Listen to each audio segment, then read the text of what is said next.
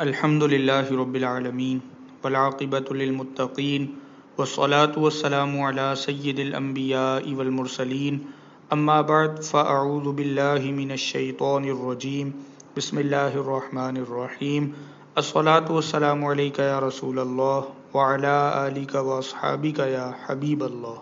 السلام علیکم ورحمۃ اللہ وبرکاتہ۔ نظم و ضبط سے مراد قانون اور قاعدے کی پاسداری کرنا ہے۔ فطرت کے اصولوں کے مطابق نہ تو کوئی فرد نظم و ضبط کی پابندی کیے بغیر کامیاب ہو سکتا ہے اور نہ ہی کوئی قوم کامیاب ہو سکتی ہے۔ قوم وہی کامیاب ہوتی ہے جو نظم و ضبط کی پاسداری کرے۔ کائنات کا پورا نظام نظم و ضبط کے ساتھ چل رہا ہے اور ہمیں نظم و ضبط کا درس دے رہا ہے۔ اللہ تعالیٰ نے کائناتی نظام کے نظم و ضبط کی ایک مثال دی ہے۔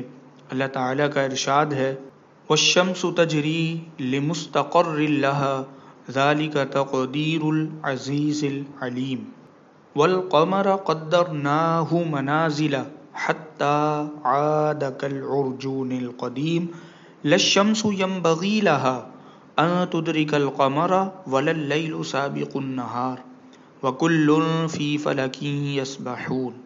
اور سورج اپنے مقررہ راستے پر چلتا رہتا ہے۔ یہ غالب دانا یعنی اللہ رب العزت کا اندازہ ہے۔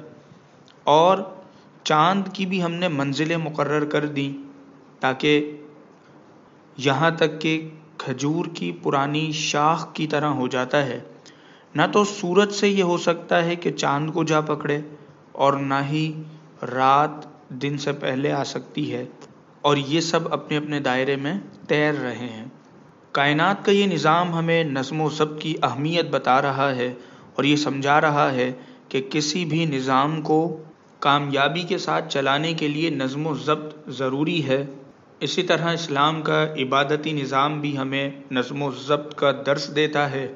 مقررہ اوقات میں نمازوں کی ادائیگی، خاص مہینے میں روزوں کی فرضیت، پھر مقررہ وقت میں سحری و افطاری، مقررہ وقت میں حج کی ادائیگی، یہ ساری چیزیں ہمیں نظم و ضبط کا پابند بنانے میں مددگار ثابت ہوتی ہیں اور یہاں اس دنیا میں ہماری معاشرتی زندگی کو متوازن بناتی ہیں۔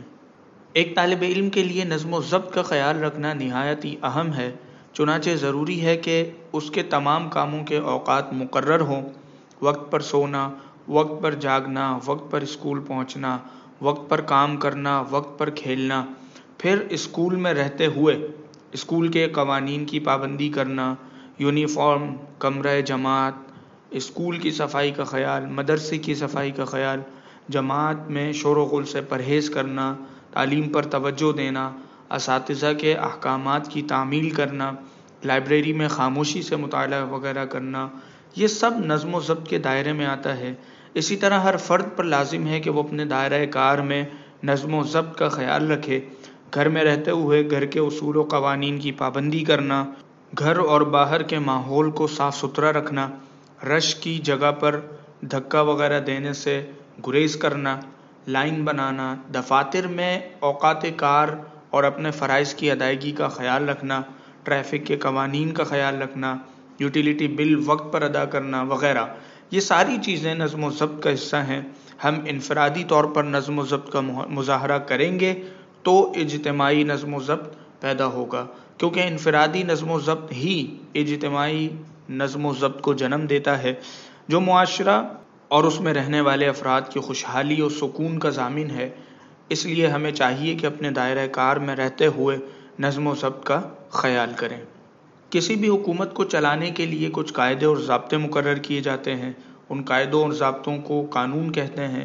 قانون کی پابندی کرنا ہر شہری کا فرض ہوتا ہے۔ قانون پر عمل کرنے کی صورت میں ہر شہری کو اپنا حق ملتا ہے۔ ملک پورے نظم و ضبط کے ساتھ چلتا ہے اور معاشرے میں امن و سکون ہوتا ہے۔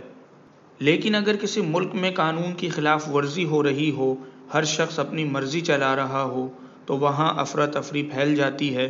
پھر نہ کسی جان محفوظ رہتی ہے، نہ کسی کا مال اور نہ ہی کسی کی عزت محفوظ رہتی ہے۔ معاشرے میں بے چینی اور اضطراب پھیل جاتا ہے اور ایسی ریاست کو نہ ہی مہذب ریاست کہا جاتا ہے اور نہ ہی ترقی یافتہ۔ نبی پاک صلی اللہ تعالی علیہ وآلہ وسلم اور صحابہ کرام رضی اللہ تعالی عنہم اجمعین کے ادوار میں قانون کا بڑا احترام کیا جاتا تھا۔ اسی طرح حضور صلی اللہ علیہ وسلم قانون کے نفاذ کے حوالے سے چھوٹے و بڑے، غریب و امیر، سیاہ و سفید، عربی و عجمی کا کوئی فرق نہیں کرتے تھے۔ ایک مسلمان اور اچھا شہری ہونے کے ناطے ہمارا فرض ہے کہ اسلام کے اصولوں کی پاسداری کریں اور ملکی قوانین کا احترام کریں۔ اسی طرح ایک اچھا اور مہذب معاشرہ تشکیل پائے گا۔ جن معاشروں میں لا قانونیت ہوتی ہے وہاں کا امن و سکون برباد ہو جاتا ہے۔ قانون پر عمل درآمد کروانے والوں کا بھی یہ فرض ہے کہ وہ کسی کو قانون سے بالا تر نہ سمجھے، قوانین کا اطلاق سب پر یکساں ہو۔ اللہ تعالی اور اس کے رسول صلی اللہ علیہ وآلہ وسلم کی رضامندی بھی اسی میں ہے۔ اللہ کریم ہم سب کو نظم و ضبط اپنانے کی توفیق عطا فرمائے۔ آمین بجاہ النبی الامین، وآخر دعوانا ان الحمد للہ رب العالمین۔